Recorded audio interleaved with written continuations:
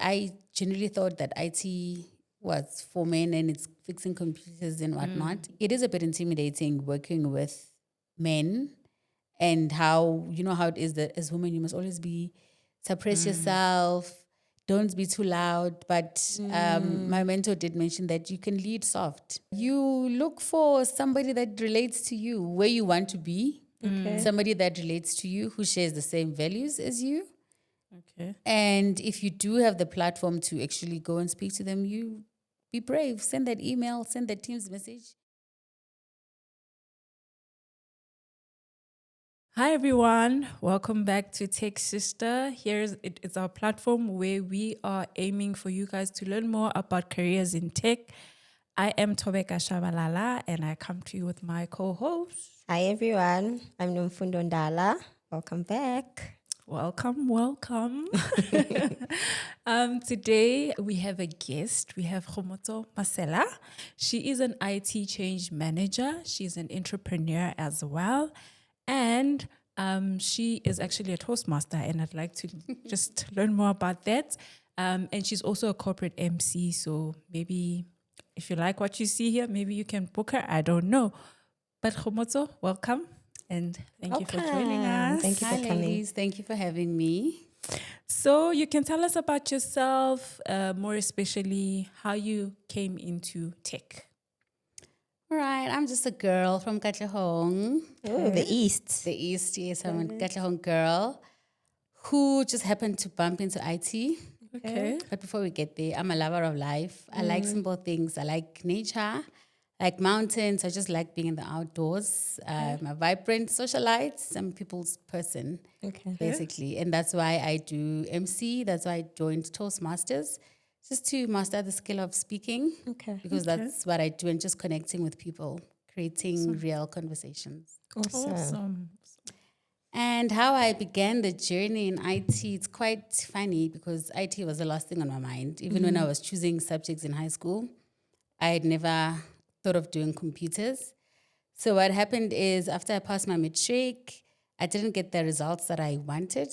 And unfortunately, I was forced to rewrite my matric as hard as it was. Sure. I had to go back, literally, do matric again.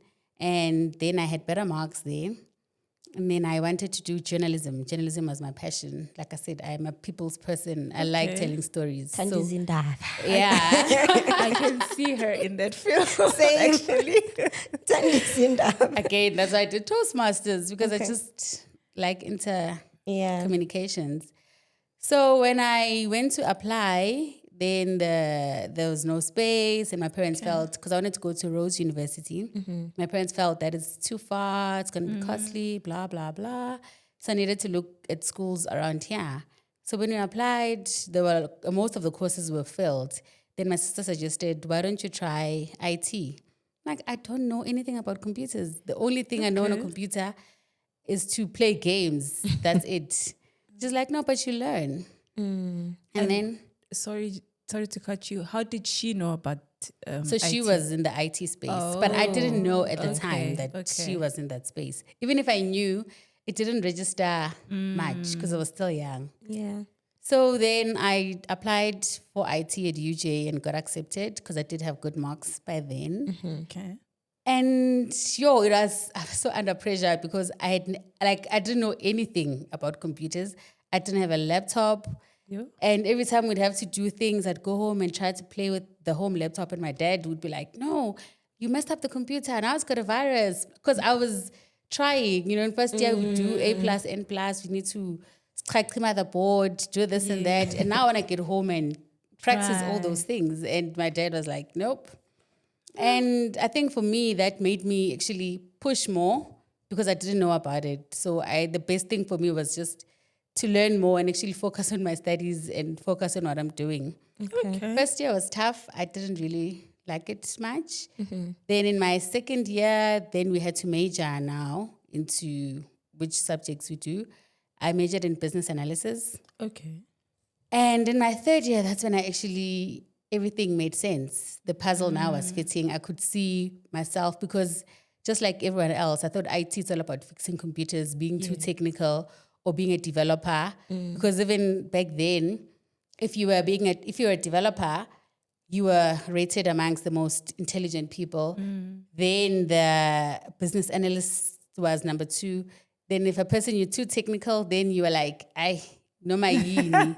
So I was like, let me just be in between, just for control. But that's when I started enjoying now what I'm doing, and it made sense. Interesting. And then before we get into how you got into change management, what is a change manager and what does a day in your life look like? A change manager ensures that any systems, any changes that are brought into the environment, IT changes, IT systems, infrastructure, and certain processes that are brought into the environment are done properly without disruption to business. So we need to make sure that, for example, if we're deploying a software, let's say for a bank, we ensure that there's minimal downtime. So we do it maybe at a time where we know that people are less transacting. Okay. Let's say 2 a.m. to 4 a.m., for example, then you do it at that time because there's less people. Because if you do it at 3 p.m., people are still transacting, people are busy, people are awake. So what we need to do is just make sure that there's less risk, there's less impact to business, and we don't lose revenue. Okay. No, that makes a lot of sense. And what myths about your career have you heard about IT change management? That all I do is run cab. My busiest day is when I run cab. I just pull a spreadsheet out, pull data from ITSM, then just run cab. And there's so much to it because now we need to make sure that other people okay with the change. What's the impact, financial impact, and generally loss of hours, for lack of a better word. And sorry, I don't know if we got into it right. You said you studied tech. How did you find out about IT change management? Because there's not a lot of people who speak about it. Yes. Like you said, we hear developers, business analysts, and just the SDLC side of things. But IT How do change you get there? management, Yeah. So I started working at the airport as an intern, basically running around, doing everything, technical side.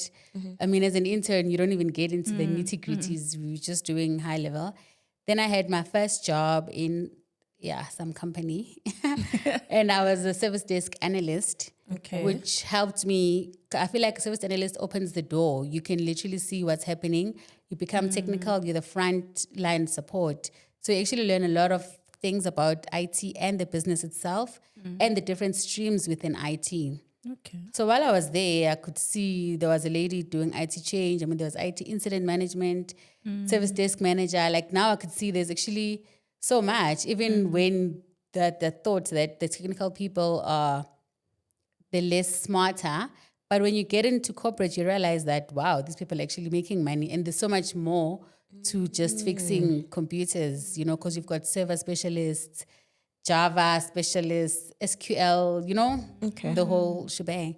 So there was change management, which I liked. I was curious about CAB and the whole process of how it runs. Fortunately for me, the change manager at the time was overloaded with work and they needed somebody to assist. And because I was doing well in my role, they requested me to apply for the position. I didn't know much about it. And while I was there, I was like, okay, this is fun. This is not so technical. This is exactly what I like. And I still get to engage with people in the process. Okay. And that's how I got into change management. And you're using technical jargon, CAB. Break it down. So CAB is a change advisory board where we sit with all the leaders in IT. If there is a specific change that is coming, we need to understand the impact it's going to have on which systems, which API. Okay, I'm not going to go deep, but which systems are going to be impacted. Is it going to have any infrastructure, things that need to be changed? From a project management perspective, which project is going to be impacted? So we look at those things as well as risk people to come in to say what risk are they foreseeing with this, and business representatives also to see how it's going to impact their system. So it's basically IT leaders in there that we sit and see what this change is going to, how this change is going to impact the relevant environments. Perfect. So as a change manager, you chair that. And obviously, I'm not the decision maker, but I drive the meeting so that we all reach an amicable decision. Okay. sense. And like IT has multiple careers, right? And so in change management, what role do you think like devs and business analysts and engineers and like everyone else play in order to make sure that change management is successful from your end? So it's a whole life cycle. Yeah. Business comes with an idea. We need, let's say, a fingerprint to enter the building. Okay. The business analyst sits with business to understand the feasibility of this happening, how it's going to be done. Yeah. They write that down. They take it to a developer to develop what the business wants. Yeah. Once that is done, we take it to the testing team to test if this is actually going to work. And once we're all happy with that and see which systems are going to be required, softwares, interfaces, so on and so forth, once we're comfortable with that, then that's when we bring it to CAB Okay. to say that we've tested, we've done this, we've done that. So it's a whole life cycle, which then speaks to each other. When it comes to my platform, everything should have been done. Okay. So you are involved only at the end, or are you involved in every cycle that Only you at spoke only at the end, once we are ready now to take it to production. of? Okay. So while the testing is happening, I'm not involved. But would you have an idea of the system that's coming in or something Yes. coming into? Yes. Okay. No, I think I'm So we starting do sit I'm- in, yeah, I'm getting it, with yeah. the IT architect. I watched one of the interviews you had. Yeah. Architecture to understand where we are going. So I also then would help out to say, if this change is due by the 15th of September, let's drive so that we bring it to CAB maybe 2 weeks before, so that if there is any glitches, we are able to pick it up and fix before we bring it to CAB. Because Okay. CAB is the final space. Okay. I think I get it see because yeah. there are other people or like devs who don't actually get to interact with changes. Like if we've developed something and then we send it to the DevOps guys and then they're the ones that do the change management and they log the ticket to put the change in production and deploy it, and you've just developed the whole thing and pushed it to, and just like maybe pushed the change, but the actual change being live sometimes is not like a responsibility that you take it off. But it depends, because I've been in a team where I could log a ticket and do the change and it would get rejected. It's like, no, you didn't test for this, you didn't test for that. Also, you didn't have the change management role. Yes, so that means then they bring it back to me. I'm like, but guys, this thing is not going to even affect the organization. So, and that's why we need the different leaders, the testing manager as well, to be part of CAB, to say, I'm happy to sign this off. Business is happy to sign this off. Then we take it into production. That's nice. Interesting. Okay. And do you think, would you consider your role like very, very technical, but you did say it's not too like it's in Not between. too technical, but you must have a technical understanding. So does this mean that someone who did not study IT can enter the role and be successful, or do you think that they should have a background? They should have a background in IT, because you need to understand the different aspects of IT, the systems, at least understand high level how things work, because otherwise these devs and these people can tell you a lie. They'll say we'll deliver in 3 months. Exactly. Or in 3 days. And is it really Okay. possible? So you must have that background. And in your role, what would you say are the biggest challenges that you're facing as a change manager? Business putting IT under pressure to take to take systems live. You find that there's no proper testing, let's say, that was done. But because we are pressed for time, we go as we flow. We flow. Because in CAB, like I said, it's usually IT people. And IT people have their best interests at heart as well. If my system is not affected, I'm good. And then we're rushing, we're taking it to production. And then when it gets to production, you realize, oh no, we didn't test ABC, or, we didn't stress test enough to see what potential problems there would be. So I think that would be the one that comes to mind. And generally, you're a police, so people don't like you. Ish. Yeah. I'm one of those rejecting roles. changes. I'm rejecting changes. I'm saying no. I'm saying this. So people don't So you like and testers. Yeah. Not just testers, the whole, even developers. Because remember, if the change is rejected at CAB, it affects now that whole life cycle that we spoke about. Because we need to go back, develop whatever we said is wrong, maybe Retest. yeah, and test. And then if we find that we didn't really test it enough, then maybe it affects a certain business requirement that was required. So now maybe we need to go back and think about what would have been done. So yeah, I'm not the most favorite of people.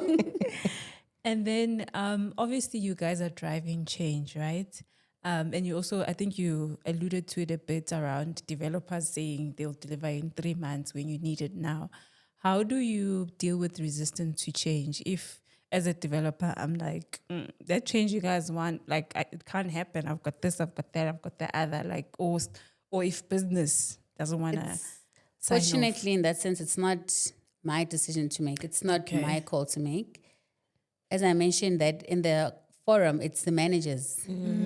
So I don't deal necessarily with developers one-on-one. Okay. So you wouldn't know if they ever resisted a change that you guys wanted to put in? No, because that's a business decision. Okay. No, makes sense. And so, But, Yeah. sorry. Over and above the IT change management that I do, I also do people side of change Okay. in my other life. So I'm an all-round changer. Just that in this particular role, I'm doing IT change management. However, in my previous roles, I've also done people side of change management, which that ensures when there's a big new system coming, let's say we are now going to be using ChatGPT, just making an example. Okay. We need to make sure that the people are also aligned with what's happening. So currently I'm making sure that it doesn't disrupt business from an IT perspective, from IT systems. So now the people side ensures that people are carried through because businesses realize that we can create the best of systems in the world, but if people can't use them, then it's pointless. So that people side of change management ensures that people are trained, we manage the resistance that they might have, communicates with them what's happening, train them so that when the system does go live, from a systems perspective, everything is good. People are also ready. Everything is good. Nice. Okay. That makes a lot of sense. Yes. So being in this IT role, I think it makes it easier because I'm also in touch with the people side of things as well. Yes. So that helps me communicate better and sort of get more involved in the things. But when I'm a people's change manager, I'm not involved in the technical part of things. I'm more on the people side, but for technology-driven changes. Okay, makes sense. So, with the drive of AI and automation, how do you see that impacting change management? Do you think it has an impact?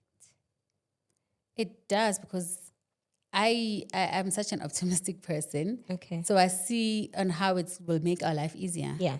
Because now, instead of us sitting at CAB discussing it at length, we can generally see, obviously there would be a system that would be created where we can see the links of how everything links, the potential risks that would come up. So maybe it would enhance it in that sense. Okay. But now the CAB would to say, but this is impacting A, B, C, D. We don't need to discuss it in length now. We already can see. Then now our discussion would be which better time would this be best for it to be rolled out? Are you comfortable with this impact onto your environment? So I think it will just make life easier. And I've attended a lot of these AI summits, and one message that they're saying is that the people that are unsettled by AI is people that don't want to adapt to AI because AI will not take your job. It will only take your job if you don't want to learn and adapt. True. That is 100%. And I think Because AI requires you to input. yes. So if there's no human that inputs, then what results are you should be worried about the results that you'll be getting out. So I think so now you have more time solutioning for problems rather than discussing the problem. Okay. Okay, that's beautiful. And then obviously change management, like I said, it's not something that people speak about a lot. Where do we see it going for someone who maybe wants to join your space, right? They are saying, okay, I'm in IT. I don't want to be a business analyst. I don't want to be a developer or whatever else, where is it going, or what should they be looking out for if they want to be in this type of role? You need to study ITIL, the Okay, service ITIL. management ITIL, IT infrastructure something. All right, all right. Yeah. But it's what's the word I'm looking for? It's a standard. It's a baseline standard that a lot of companies use for best standards. Okay. Yes, for best standards. So the service management one, which includes change management, incident management, and I think service desk management. I tend to be corrected. Then that teaches you what change management is about. Okay. So that's how you can enter into that role.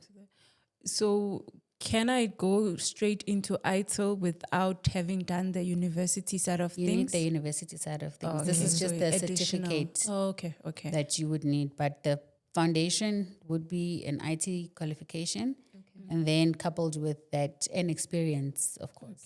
So this role also seems like it's more leaned on the networking side. So if someone studied the A plus and whatnot, would they be fit for the role, or just any career in as long as you have a qualification in IT? I think if you have a qualification in IT and you do like that space, then you can fit in.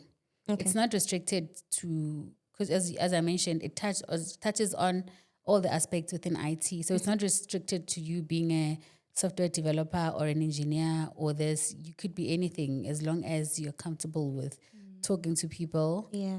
and somehow, Okay. able to communicate and understand what's happening overall. And that's why I said, because I started at service desk, for me it was easier because at service desk we touch on everything Okay. within IT because it's the first point of communication. So I was able to now get an idea of all the aspects within IT. So it was easier for me to transition into this. Okay. And would a boot camp, because nowadays it's not just, people are not just going the Traditional university route. There's boot camps, there's shorter courses in IT. Would that suffice, plus the certification you spoke about, or you still of the opinion that for this role, an actual qualification from the university, maybe 3-4 years, whatever it is? I don't know much about the boot camps. Okay. However, I would advise getting an IT qualification, a full IT qualification, because it teaches you all the aspects and not just focusing on one particular aspect of IT. Okay, makes sense. Because I know when I was at UJ, we did everything in first year. So you are able to make an informed choice which route you want to take, Yeah. as opposed to going to these other institutions where you're only focusing on A plus. That is all you know. You don't know other aspects and how they touch on each other. Okay. So I would prefer knowing holistically, because now you are an IT change manager for an organization. You need to understand end to end how things work, not just one particular field of study. Makes sense. So we also touched on, challenges that you face in the role. But what are challenges do you face in this role, but being a woman in the space? Because this is a male-dominated space, and especially think the service desk or the change management side of things. It's a lot of I've interacted with people from when I'm trying to bring in a change, and most of the time it would be guys, they'd be like, no, Mfundo, we don't want your change is missing XYZ. But how is it being a woman in that space? Because you have to be challenges you firm. face? Is it? Yeah. No, I'm agreeing with what you're saying, that Okay. you have to be firm. And I think naturally people think women are weaker. So for this role, you really need to be firm, and a no must be a no. And I won't lie, when I started in organizations and people realize that it's a woman and it's a young woman, Yeah. I myself judge myself first to think, would I be able to say no Ish. to this old person as old as my dad, even older than my dad? It's uncomfortable. But over time, I think it gets easier, because the one thing that I know and I'm confident of is I know what I'm doing. Yeah. I think knowing your strength I focus on that rather than focus on being scared of what they will say. At first I was, but that confidence was my driver but you know what you're doing. It's not like, they hired you because they know your strength. They've seen your CV. They hired you for a reason. They could have hired a man if they wanted a man. So mine is just to do the process and leave the politics out of it. And lucky enough, now we are working from home, Yeah. which also worked for me because I don't have to see the people. I have a call on Teams. I think in that sense, that has made it easy. But on a normal day, it is a bit intimidating working with men and how, how it is that as women, you must always suppress yourself, don't be too loud. But my mentor did mention that you can lead soft. You can be authentically yourself, lead soft, but the message must be sent across. You can go cry in the bathroom, but in the meeting, be on point, stay in your lane. So would you say that women bring a different perspective to the space? Like you just mentioned, maybe leading differently.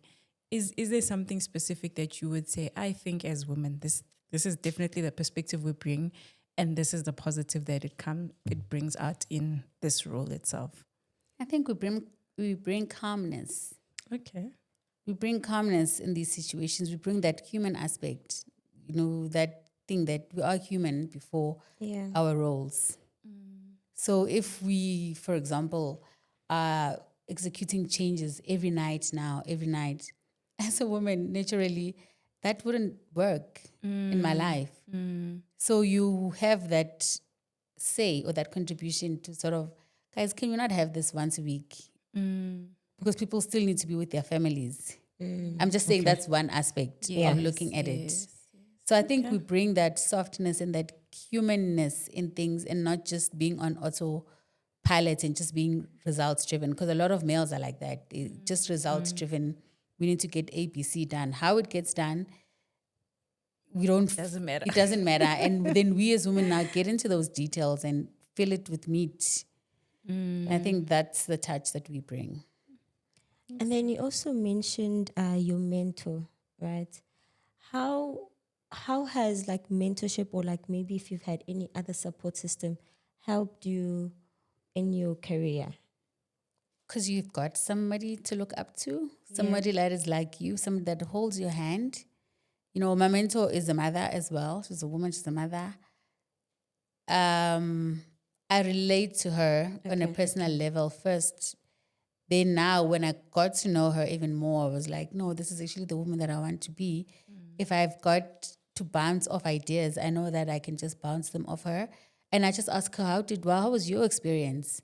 So when things happen to me, it's like, okay, so this is normal. Or she's dealt with it like this. So let me also try that approach. Having a mentor helps you avoid mistakes that could be avoided as opposed to you now making the mistakes and actually learning. Now, if somebody has done that for you, you now have a template to work rather than always stumbling. And how do you like find find a mentor? Where did you find her? Is she also in IT change or probably She's just a leader? IT CIO. Okay. Yes. So how do you find her? You look for somebody that relates to you, where you want to be. Somebody that relates to you, who shares the same values as you. Okay. And if you do have the platform to actually go and speak to them, you be brave. Send that email, send that Teams message. The worst you can get is a no. And you get somebody that will also speak on your behalf. Speak for you. I believe that I wouldn't want a mentor that's a peer on peer because we are both in the same level. So I want somebody higher. That could also be my sponsor. Okay. Uncle Mele when I'm not there. Makes sense. And what would you say? So being in Toastmasters, it's about communication. So I just want to find out what techniques in communication have you found to be very valuable in your space and what you're doing? What are you using to ensure that I'm still firm. Yes, I'm a woman, but I'm firm. What are these techniques maybe you can share so that someone else knows and How can to say no. how to say no, how to make things I happen. think linking Toastmasters to this is preparation. Okay. You know, with every time you have to say a speech, I know you're on Toastmasters as well. Every time you have to say a speech, you need to prepare your speech, body, you know, how you're going to say it, the pauses, the gestures. And I use the preparation, I use that in a sense that if I'm going to go into a meeting, I need to be prepared. If I'm going to be addressing people, I need to be prepared.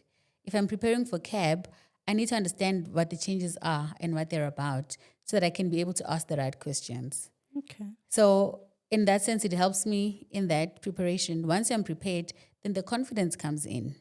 Then I know what I'm talking about. I'm not just asking from a place of stakeholder management. Because I'm used to now doing speeches in front of people at different levels, it makes it easier for me to also communicate even in my workspace. Because now I deal with senior management, I deal with normal people, I'm able to communicate with the same tone all around and still send the same message. You know, I'm able to use my body language properly and just be articulate also and not blub around. If I'm in an opportunity, I get to speak to the CEO, I know now, hey, table topics. Off the cuff. Yeah, you know, I know what to say instead of me, oh, it's so hard. Yeah. I can now conversate with confidence as well. But now, speaking of preparation, I hear this a lot where they're like, no, before you go into a meeting, prepare.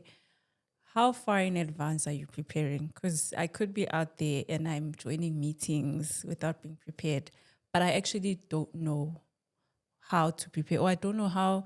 Okay, if my meeting is in an hour, is an hour sufficient, or am I preparing the day before or a week before? Like, maybe I think you must just always stay on top of your game, Okay. generally. Know what, I mean, I know my role as an IT change manager. I need to know what's happening in my space. So even if I'm called into a meeting in 5 minutes, I don't know what the meeting is about, but I need to know what my contribution is. Obviously, they called me because they need some input from a change manager's perspective. Okay. And if I know my craft, then I can just hit it. And again, that's table topics.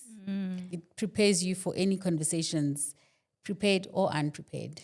I think what I'm taking from this is be good at what you do. And like they can say a lot of things, but they can never take away the fact that Oksalayo, she's good at what she does. Exactly. So, but then when you have to, because you know, you said, we spoke about when you enter meetings and you have to go and say a no, and you have to be firm and stuff like that. But do you add sometimes empathy in saying, no, guys, actually, we can't take your change in, you know, like, I know you guys are rushing. I know you guys are in a hurry for this, but unfortunately, I'm sorry. That is actually my weakness because I am far too kind. I am far too nice. And sometimes saying a no is a bit difficult. And then I have to over-explain. Like, I can't take this change. I'll talk to you on the side first. I can't take this change through because, you know, it's missing this, and that. And obviously you say it with so much softness. But I'm actually doing my job. Exactly. And you know the process. But the best way that I find, I tell you on the side, fortunately we can't go through with this ABC. You insist, then I just send you the policy that unfortunately this is what the policy states. Okay. Yeah, okay. Because I'm telling you offline as a person. Yeah. From a kindness Yeah, because I am that person. And I think sometimes that it becomes a problem. Yeah. Becomes a problem. I was in a meeting a few days ago. So a lady was presenting, and then they asked her a question, and she had to say, no, we can't take it, right? And she kept saying, I'm sorry, but I don't think we'll be able to do this, you know? And I was listening to her keep apologizing, and then I was like, okay, but they can't do it because they can't do it. And then my manager's a man. I was in a meeting, and then he had to say no. He blatantly just said, no, we're not doing that. He did not even blink and say, we can't, because we're in the same room. And he just said, no, we're not doing that. it's not our job, it's not our responsibility. You guys take it somewhere else. We're not doing that. And I was like, wow. I wish I wish to say when they say can we, and I say, it's because I also feel like I'd be like, no. But also over I'm time, sorry. I also get used to saying no. At first, that's when you're like, oh, because you're still trying to understand the Yeah. dynamics. But over And time, you don't wanna now come it's off as like, rude. It's rude, yes. I think it's just saying a no, but putting it nicely. Okay. Okay, makes sense. Would you say, because I know we spoke about how your space is male dominated. Are there enough females in your space? But obviously you'd be looking at it from where you are. Or maybe if you can think of when you started versus now, are we seeing more females coming in, or are we still seeing more males in the space? I'm very fortunate right now. The company that I work for is very pro-female. Okay. So we do have a lot of women that are occupying. Our CEO is female, CIO is female, our CEO is actually female. Oh, So a love lot of it. the leadership people are actually female, which obviously makes us become more ambitious because we can see now our own kind. possible. Yes, leading, it's possible. But when I started, yes, it was very male dominated, especially the technical aspects of things. I mean, change management is still a bit soft because it's more system, it's more, what's the word, process driven. Those ones, I think females are occupying, but I feel like we still need a shift in the infrastructure spaces, in the development spaces, because that's where you find a lot of males. That space is the one that still needs to be Yep. Agreed. infiltrated. I couldn't agree more. And because we want more women in the space, what advice would you give, like a young woman sitting at home that wants to join the space and maybe eventually become an IT change manager? What would you say to them? They must be curious to learn. IT is about being curious. For a developer to have developed something is because they were playing around with the code and something popped. So you need to be curious and see how can I do things differently? Learn more. Invest in yourself. Learn. In the IT space, IT is forever evolving. Yeah. You know, what do they say? PBM did not see what's upcoming. Is that Something like that. yeah, something like that. All Okay. these technologies did not see, Nokia Yeah. didn't see iPhone coming, this and that. So you always have to stay ahead of your game. So keep learning, keep yourself abreast, and be confident in what you do and what you know. When you're knowledgeable, it's easy for you to be confident and actually speak your truth. And they must trust what they want to do and don't hold back. Yeah. Not shut their voices down because society will tell you, no, do you want to see yourself? Because the how society views IT is that you're wearing techies Monday to Friday because you're busy fixing routers, fixing this, fixing that. No, do it. Once you're inside, then you can identify on where you want to grow. True. And in hindsight, they say hindsight is a great teacher. So in hindsight, what's one thing you wish you could have known earlier? Or you can mention a couple of things. What do you wish you would have known earlier just about your career or as a person in this space? I wish I did not hold back. Okay. Because like I said, I generally thought that IT was for men and it's fixing computers and whatnot. I should have focused more actually on the A+ and the N+ side of things also so that I have more in-depth understanding of the hardware type of things and the development. Because my mind was like, no, I don't want to do this. This is what I want to do. So I just did it for the sake of passing, but not really dwelling deep into it. But now I wish I had actually learned more about it. Then I would be more knowledgeable even now, one. Two, I wish Toastmasters was available for me at a young age or something like that. I know in varsity we did communications, but I would have wished that it should be more in detail because when you're able to speak for yourself, you become confident and you can face any challenges that come Because sometimes we just keep quiet, not because you're quiet, it's because you've got stage fright. You suffer from abantu bazothini. Yeah. But I think Toastmasters teaches you to find your voice and run with it. So once you've got your voice, uyakwazi ukuzikhulumela in spaces. When traffic cops stop you, you can speak for yourself. Yes. Even in corporate, they can't just push you around. You can say things respectively. So, with respect, I meant with all due respect, ABC.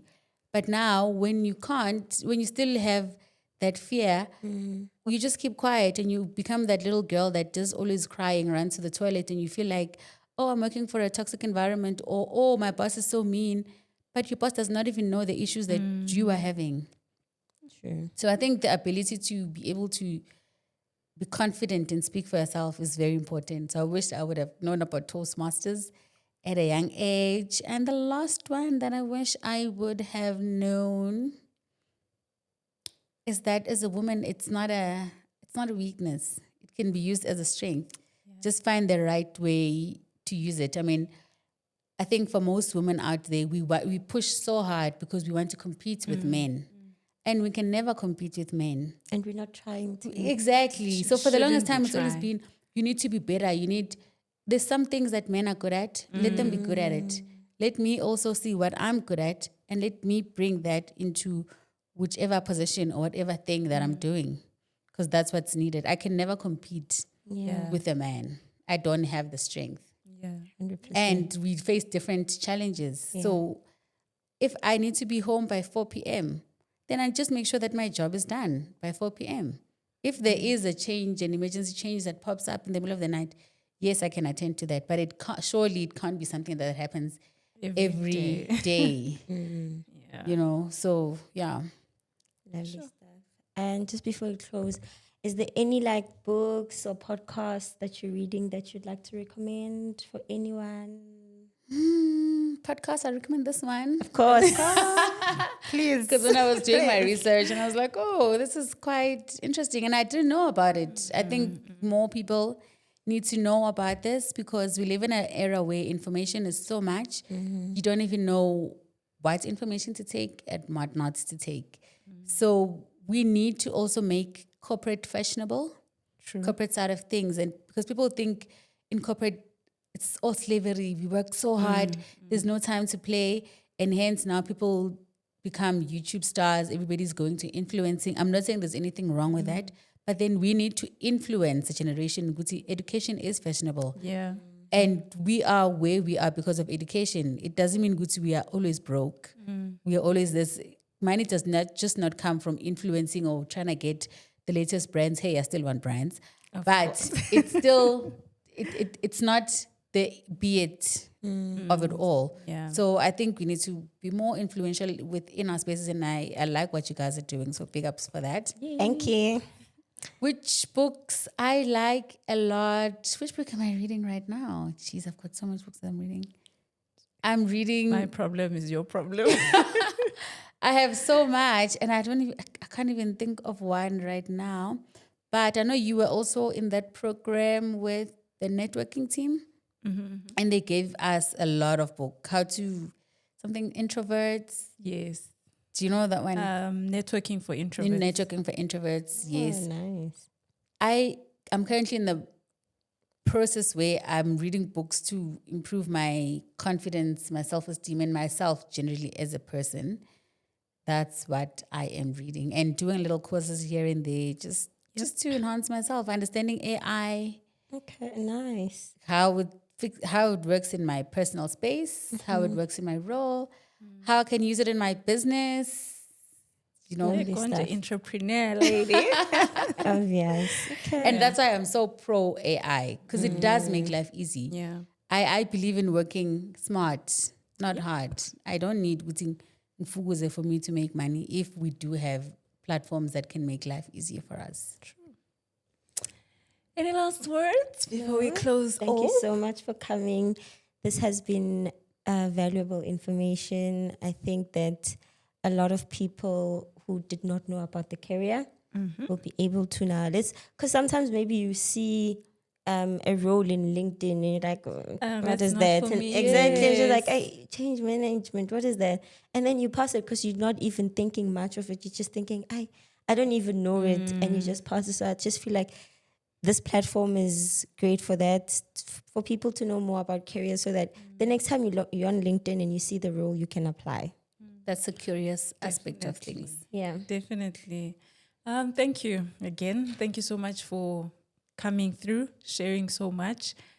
Yeah, as we are saying, whoever's out there watching, I think now they know what's IT change management. And I also like that you touched on the people side of things as well, that there's change management for people.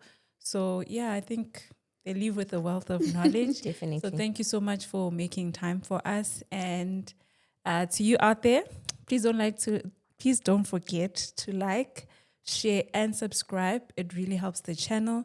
Trust me, subscribing is free.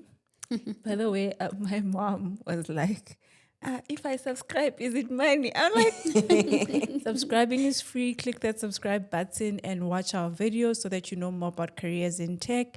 And with that, it's Even sharing is free. oh yes, share. Press the share button. It's all free. Let's spread the message. Yes, Definitely. please. Goodbye. Thank you. Bye.